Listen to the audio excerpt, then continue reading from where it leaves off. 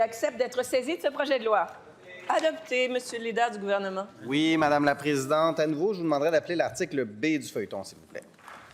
À l'article B du feuilleton, Madame la ministre des Ressources naturelles et des Forêts présente le projet de loi numéro 97, loi visant principalement à moderniser le régime forestier. Madame la ministre.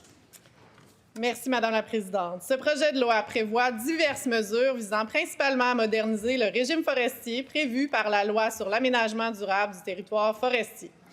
Le projet de loi permet la délimitation des unités d'aménagement du territoire forestier du domaine de l'État en zones d'aménagement forestier prioritaire, en zones de conservation et en zones multi-usages, et il permet que les modalités d'aménagement forestier varient en fonction de ces zones.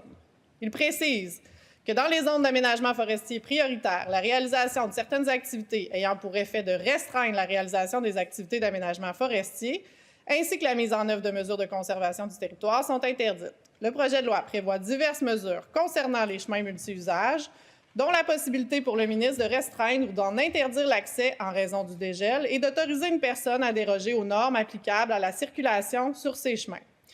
Il prévoit également l'élaboration de plans de gestion des chemins multi-usages par le ministre ou par un délégataire qu'il désigne, ainsi qu'un mécanisme de financement pour la mise en œuvre de ces plans en imposant le versement d'une contribution financière dont le montant est déterminé par règlement du gouvernement pour la délivrance par un ministère ou par un organisme des permis et des droits d'usage déterminés par le gouvernement.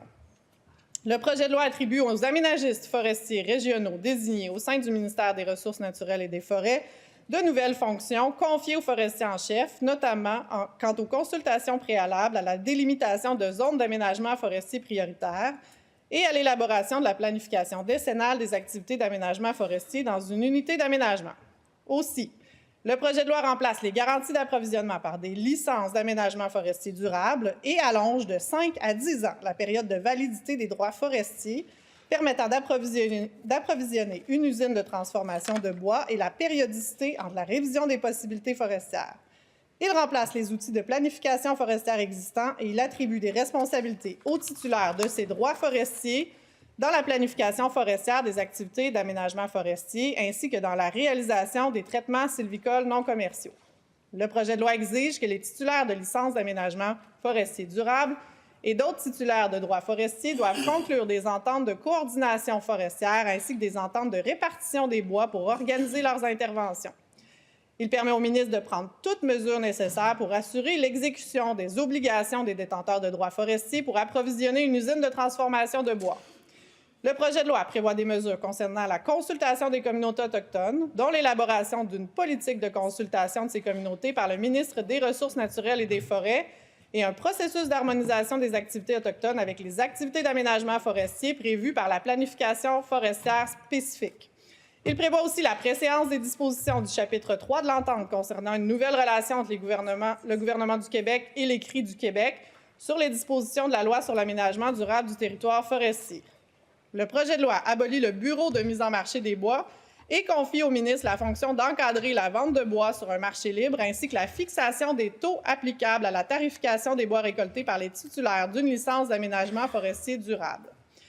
Le projet de loi habilite le ministre, avec l'autorisation du gouvernement, à acquérir de gré à gré ou par expropriation pour son propre compte ou pour celui d'autrui certaines usines de transformation du bois pour lesquelles la licence d'aménagement forestier durable a été révoquée.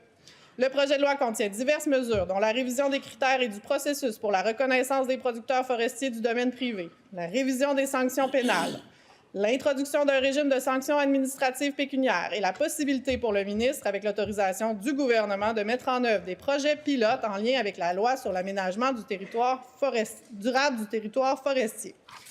Le projet de loi modifie la loi sur l'aménagement et l'urbanisme afin de retirer le pouvoir des municipalités locales de régir la plantation et l'abattage d'arbres et de donner aux municipalités régionales de comté le pouvoir de prévoir des règlements pour encadrer l'aménagement de la forêt privée sur son territoire.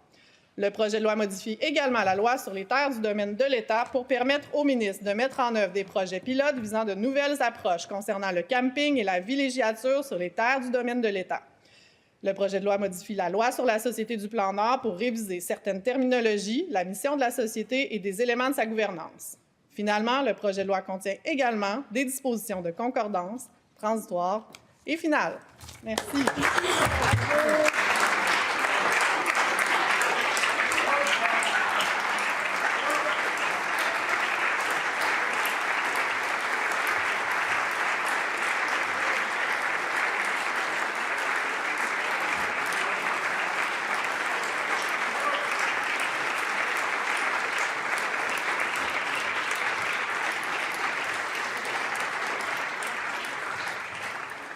Je reconnais le leader de l'opposition officielle.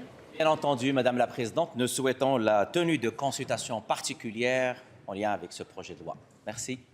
Est-ce que l'Assemblée accepte d'être saisie de ce projet de loi?